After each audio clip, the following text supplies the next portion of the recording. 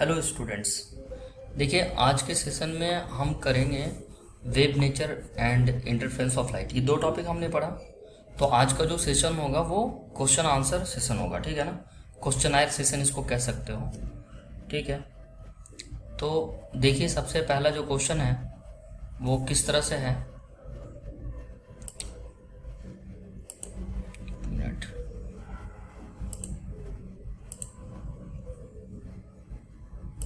हाँ, जो सबसे पहला क्वेश्चन है वो क्या है। देखिए, सबसे पहला क्वेश्चन पूछा जा रहा है, by corpuscular theory of light the phenomenon which can be explained as. The corpuscular theory of light the phenomenon which can be explain as.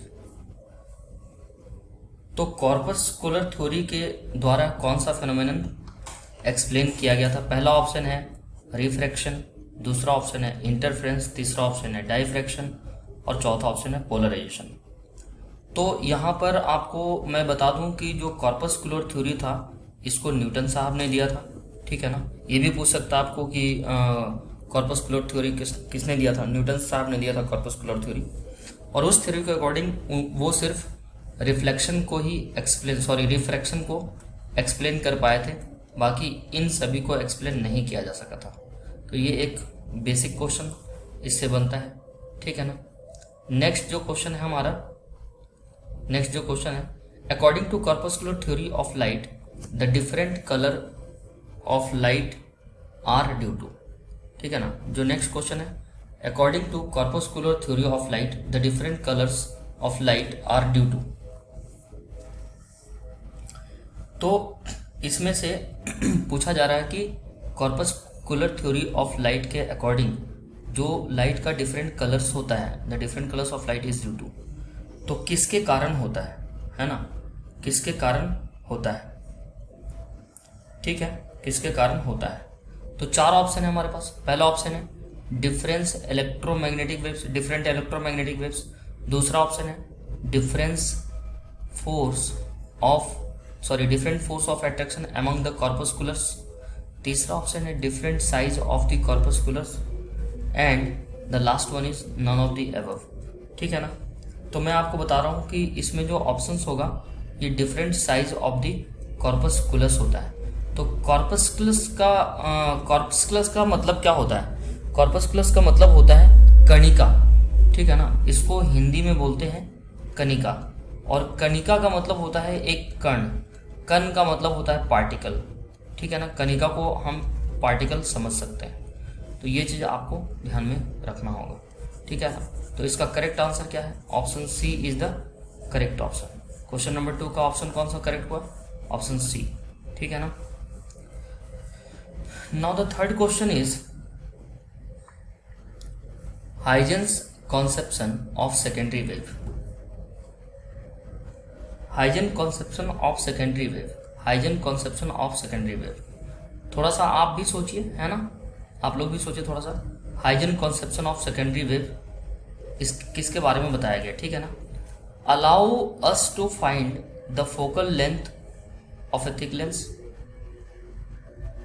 It is a geometrical method to find a wave front. It is used to determine the velocity of the light. It is used to explain the polarisation of the light, ठीक है ना। तो मैं आपको बता दूं कि जो हाइजेंस का सेकेंडरी कॉर्पस्कुलर सेकेंडरी वेव्स था, ठीक है ना, हाइजेंस का जो सेकेंडरी कॉर्पस्कुलर वेव था उसके अकॉर्डिंग जो ज्योमेट्रिकल होता था ना, geometrical method, it is a geometrical method to find a wave front, ठीक है ना। हाइजेंस का जो कॉन्सेप्ट था उसके अकॉर्डिंग हम ऐसा कह सकते हैं कि हाइजेंस प्रिंसिपल क्या था। हाइजेंस प्रिंसिपल को समझने के लिए आपको बताना पड़ेगा, Huygens principle, every point on a wave front may be considered as a source. मतलब आप उतना ज़्यादा आप डीपली जाने की कोशिश ना करें, सिंपली आप याद रखें कि इस क्वेश्चन का जो आंसर है वो क्या है, बी है।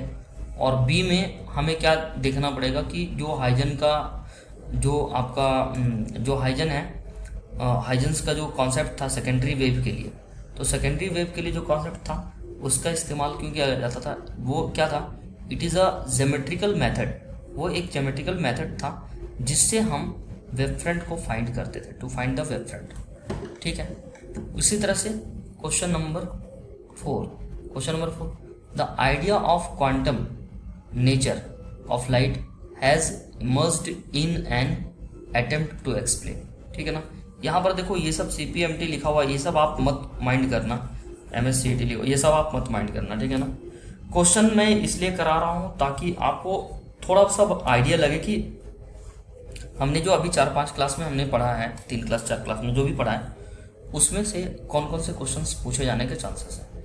ठीक है ना, ये सब आपको ध्यान से रखना पड़ेगा।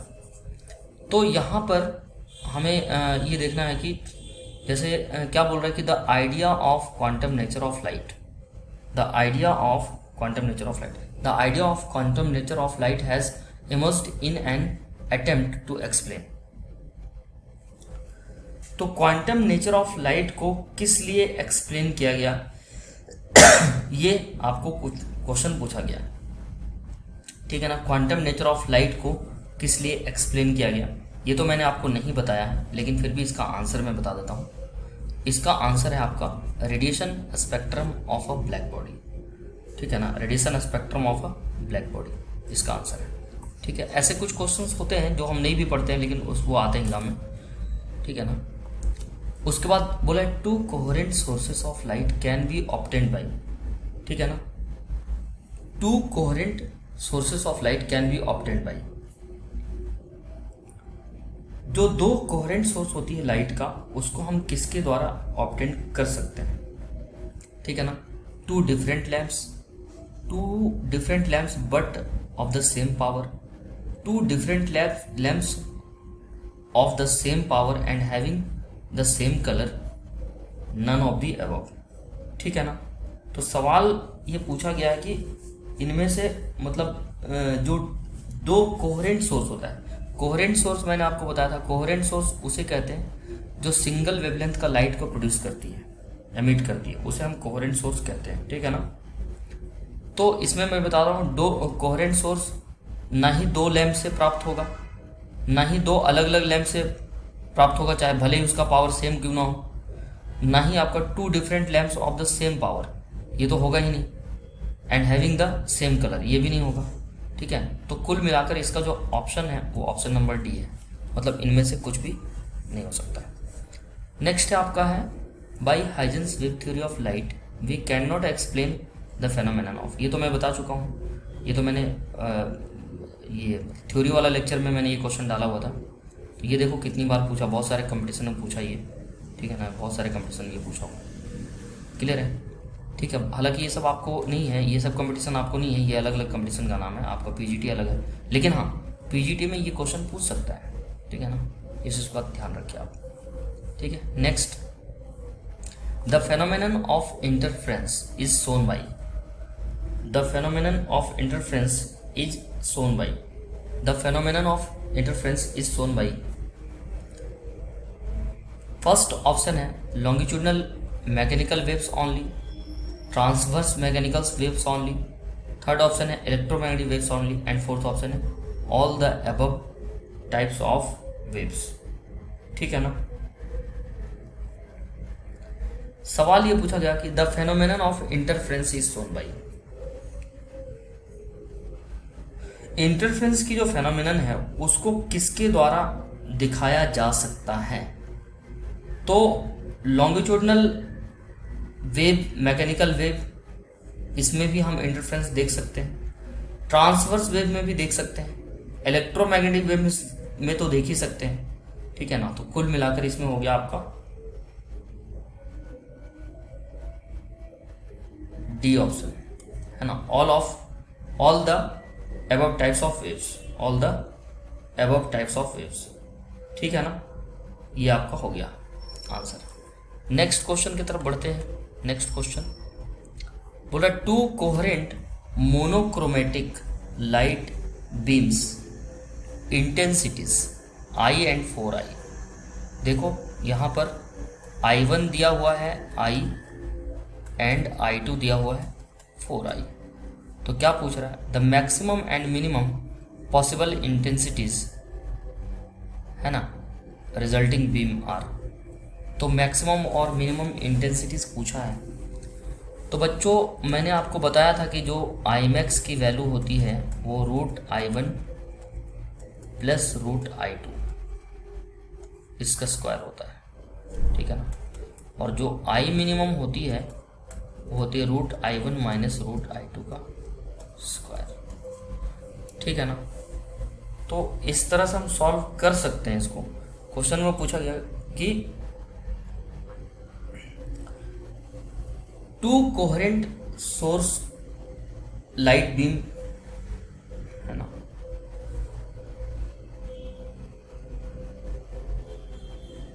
क्वेश्चन में पूछा गया है two coherent monochromatic light beams of intensities I and 4I are superposed, है ना, सॉरी सुपरपोज्ड बोला गया। सुपरपोज्ड का मतलब होता है वो मिल रहा है, ठीक है ना। सुपरपोज्ड का क्या मतलब होता है, वो मिल रहा है। तो अगर वो मिलेगा तो क्या होगा, ठीक है। तो ये फार्मूला मैंने आपको बता दिया है कि इसकी वैल्यू होती है। तो I1 पता है I, और ये पता है आपका 4I। तो हम यहाँ से वैल्यू आराम से कैलकुलेट कर सकते हैं। अगर हमें I max निकालना है तो पहले I max की वैल्यू कितनी हो जाएगी, I max की वैल्यू हो जाएगी, यहाँ से हम इस वाले इक्वेशन से I max लिख सकते हैं, ठीक है ना। इस वाले इक्वेशन से हम I max लिख सकते हैं, और I max हम लिखेंगे √I प्लस √4I, इसका हम होल स्क्वायर ले लेंगे, ठीक है ना। तो यहाँ पर हम देख सकते हैं कि अगर √I कॉमन किया जाए इसमें से तो अंदर बचेगा यहाँ पर 1 और प्लस बचेगा 2, ठीक है ना, और इस पूरे का स्क्वायर हो जाएगा। तो यहाँ पर देखो ये हो गया आपका 3√I का होल स्क्वायर, 3√I का होल स्क्वायर। तो 3 का स्क्वायर 9 हो गया और √I का I हो गया, ठीक है ना। 3 का स्क्वायर 9 हो गया और √I का I हो गया। क्लियर है ना। ये आपका जो सही है, मतलब यहाँ पर एक 9I का ऑप्शन आया है, बट 9I हमारे पास दो ऑप्शंस में है। अगर हम 9I को चेक करते हैं तो 9I यहाँ पर ऑप्शन नंबर सी में भी 9I है एंड ऑप्शन नंबर डी में भी 9I है। तो करेक्ट ऑप्शन कौन सा होगा, इसके लिए हमको I मिनिमम भी निकालना पड़ेगा, ठीक है ना। तो I मिनिमम कैसे निकलेगा, तो I मिनिमम देखो कैसे निकलेगा। I मिनिमम के लिए हम लिख देंगे √I माइनस ऑफ √4I, और इसी का हम क्या कर देंगे, स्क्वायर कर देंगे। तो √I कॉमन कर देंगे तो यहाँ हो जाएगा 1 माइनस 2, और फिर से इसका होल स्क्वायर। तो √I जो है इसकी वैल्यू I होती है, मतलब √I का स्क्वायर हो जाएगा तो I हो जाएगा, और ये 1 माइनस 2 माइनस 1 हो जाएगा, तो ये आपका हो जाएगा I। यानी कि ऑप्शन नंबर सी लग रहा है correct option. 9I and I will be the correct answer, ठीक है ना। सी इज द करेक्ट आंसर। तो बहुत अच्छा क्वेश्चन था ये, देख लो कई बार पूछा गया। आपके पीजीटी में ऐसे सवाल पूछे जाने के चांसेस हैं, ठीक है ना, इसलिए मत सोचना कि मैं आपको ऐसा ही बता रहा हूँ। यहाँ पर नेक्स्ट क्वेश्चन है light appears to travel in a straight line since, ठीक है ना। Light appears to travel in straight line since, light जो है वो क्यों स्ट्रेट लाइन में ट्रेवल करता है, ठीक है ना। Light appears to travel in straight line since it is not absorbed by atmosphere, it is reflected by the atmosphere, its wavelength is very small, its velocity is very large। तो कौन सा इसमें से होना चाहिए, तो मैं आपको बता रहा हूँ कि जो लाइट इंटेंसिटीज होती है ना, इसका वेवलेंथ बहुत कम होता है। वेवलेंथ इज वेरी कम, मतलब वेवलेंथ इज वेरी स्मॉल, ऐसा वेरी स्मॉल मतलब बहुत छोटा। तो इसलिए सी ऑप्शन इसका हो जाएगा करेक्ट, है ना, ठीक है ना। It's wavelength is very small, क्योंकि देखो it is not absorb by atmosphere, ऐसा तो होता नहीं है। लाइट का कुछ हिस्सा एटमोसफेयर एब्जॉर्ब करती है।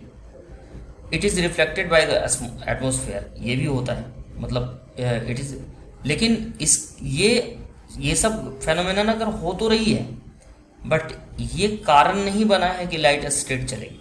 लाइट का स्ट्रेट चलने का कारण ये है कि इसकी वेवलेंथ कम ठीक है। तो यहाँ पर इसका जो वेवलेंथ होता है वो काफ़ी छोटा। देखिए नेक्स्ट क्वेश्चन है कि the idea of secondary wavelets for the propagation of a wave first given by. तो जो सेकेंडरी वेवलेट्स का आइडिया है उसको सबसे पहले हाइजन साहब ने दिया था, ठीक है ना, हाइजन साहब ने दिया था।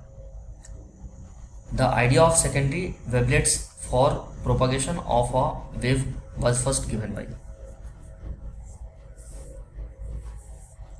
तो फर्स्ट इसको हाइजन साहब ने दिया था एकदम। ये सब रियल फैक्ट्स है जो मैं आपको ऑलरेडी लेक्चर में बता चुका हूँ। नेक्स्ट जो क्वेश्चन है वो ये है कि आपका जैसे है कि बाई मोनोक्रोमेटिक वेव, ये भी मैं बता चुका हूँ आपको। By monochromatic wave we mean, monochromatic waves का मतलब हम क्या समझते हैं, मीन का मतलब होता है मतलब, तो इसका मतलब क्या ये सिंगल रे होता है। देखो इसमें कन्फ्यूज़न हो सकता है, ऑप्शन सिमिलर टाइप का है।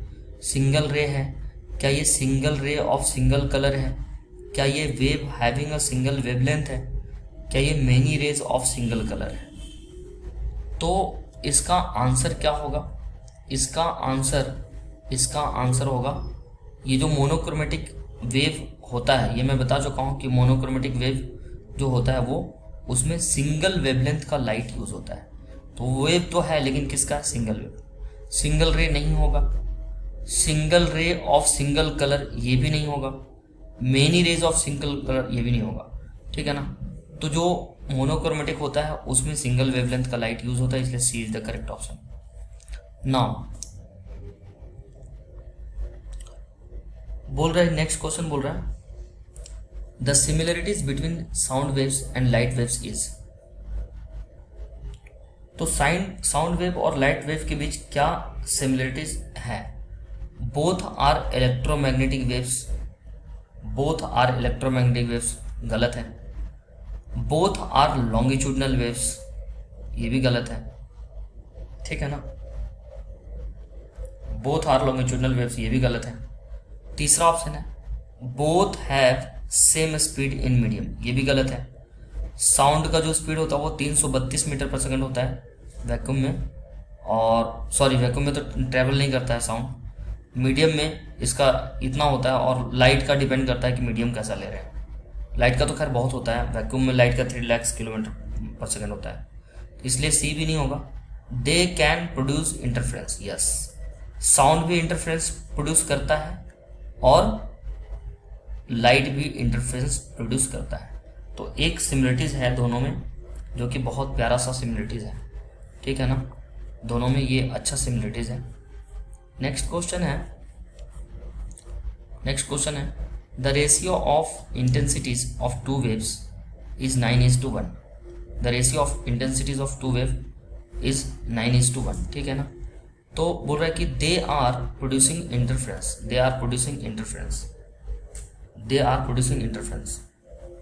तो the ratio of maximum and minimum intensities.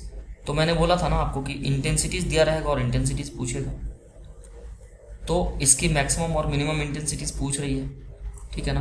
तो मैक्सिमम और मिनिमम इंटेंसिटीज के लिए हम थोड़ा सा यहाँ पे रफ कैलकुलेशन करना चाहते हैं, ठीक है। थोड़ा सा रफ कैलकुलेशन कर लेंगे, कोई दिक्कत नहीं है, ठीक है ना। थोड़ा रफ कैलकुलेशन कर लिया जाए, स्पेस बना रहा हूँ, हाँ अब ठीक है। तो अब यहाँ पर देखिए हमारे पास जो I1 है उसकी वैल्यू इतनी है और I2 की वैल्यू इतनी है। तो हमारा जो डेटा गिवन हुआ है I1/I2 इज गिवन एज 9/1। तो यहाँ पर हमें पूछ रहा है कि Imax की वैल्यू कितनी होगी और Iminimum की कितनी होगी। तो Imax की वैल्यू होती है √I1 और प्लस √I2, और Iminimum की वैल्यू होती है √I1 माइनस √I2। लेकिन यहाँ पर स्क्वायर भी होता है, तो इसका भी स्क्वायर कर देंगे, इसका भी स्क्वायर कर देंगे। तो यहाँ से फिर से वही फंडा आ जाएगा। हम क्या करेंगे, हमें I1/I2 गिवन है, तो हम यहाँ से I2 को कॉमन कर देते हैं। तो √I2 हमने कॉमन किया ऊपर से भी और हमने √I2 कॉमन किया नीचे से भी। तो यहाँ पर हो गया आपका √I1/√I2 +1।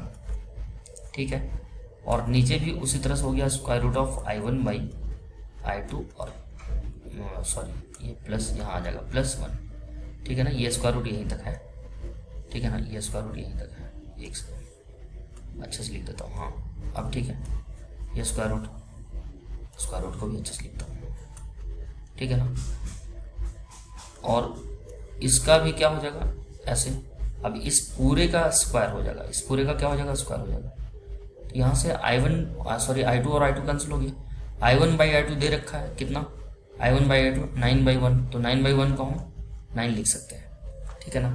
तो अगर इसका रूट लेंगे तो इसका भी रूट हो जाएगा, तो इसका भी रूट हो जाएगा, तो 9/1 करेंगे तो 9/1 करेंगे तो कितना हो जाएगा √3, मतलब 9 का स्क्वायर रूट 3 हो जाएगा, ठीक है ना। तो ऊपर हो जाएगा आपका 3 + 1 और नीचे हो जाएगा आपका 3 - 1। इस पूरे का स्क्वायर कर देंगे तो ऊपर हो गया 4, नीचे हो गया 2 और इसका स्क्वायर करेंगे तो 4, 2 × 4, तो 2 का स्क्वायर कितना हो गया 4, तो 4:1। तो 4:1 कहाँ पर है, तो सी ऑप्शन में।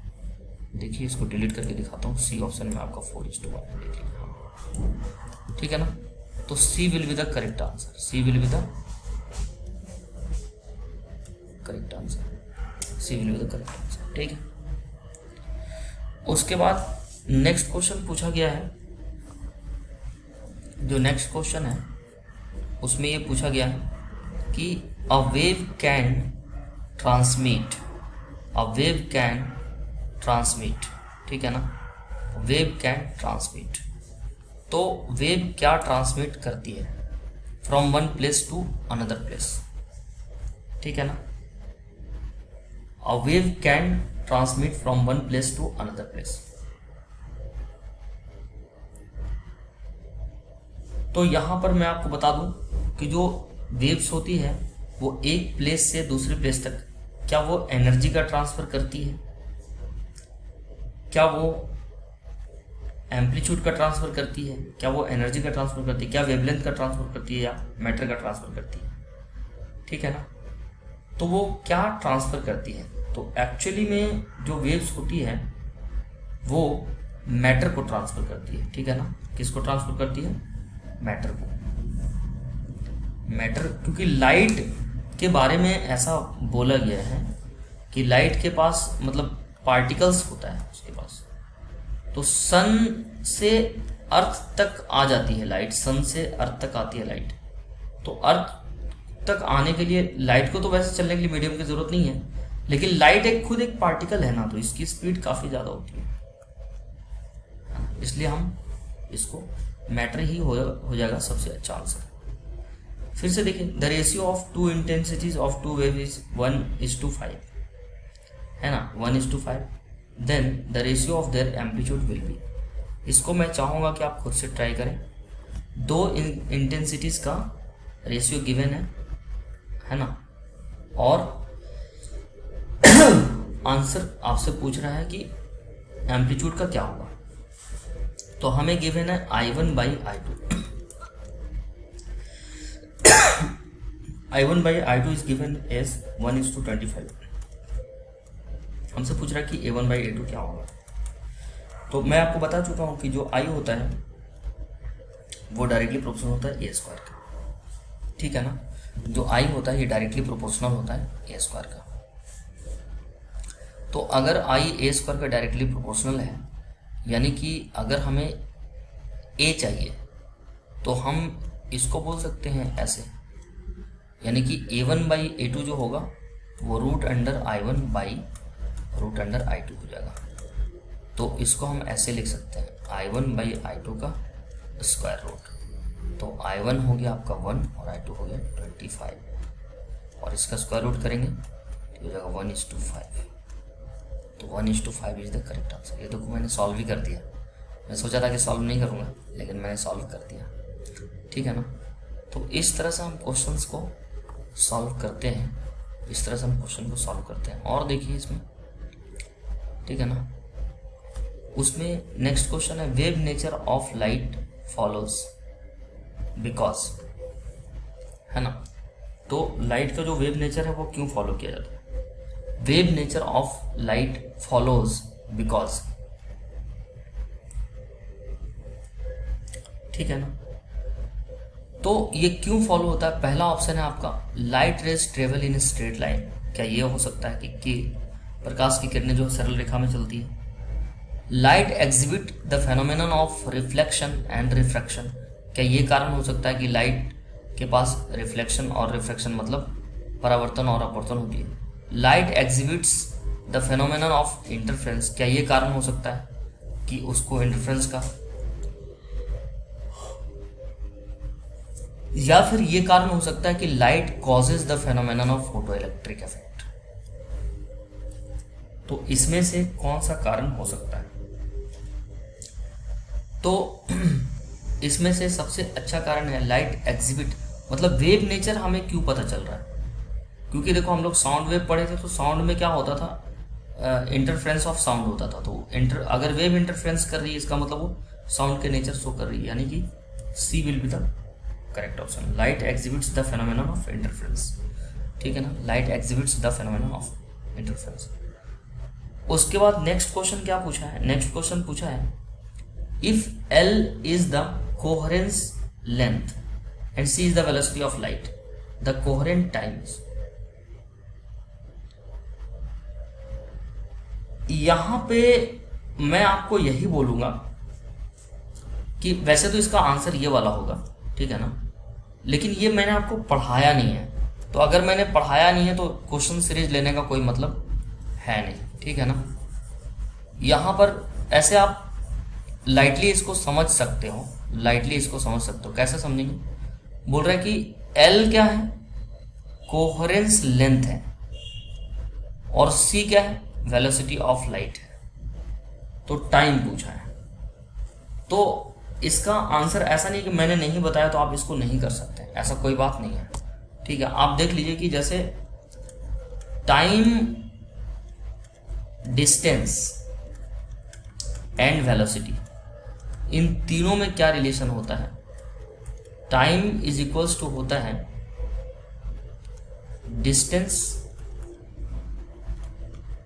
डिस्टेंस एंड बाई वेलोसिटी, ठीक है ना। तो डिस्टेंस कितना है?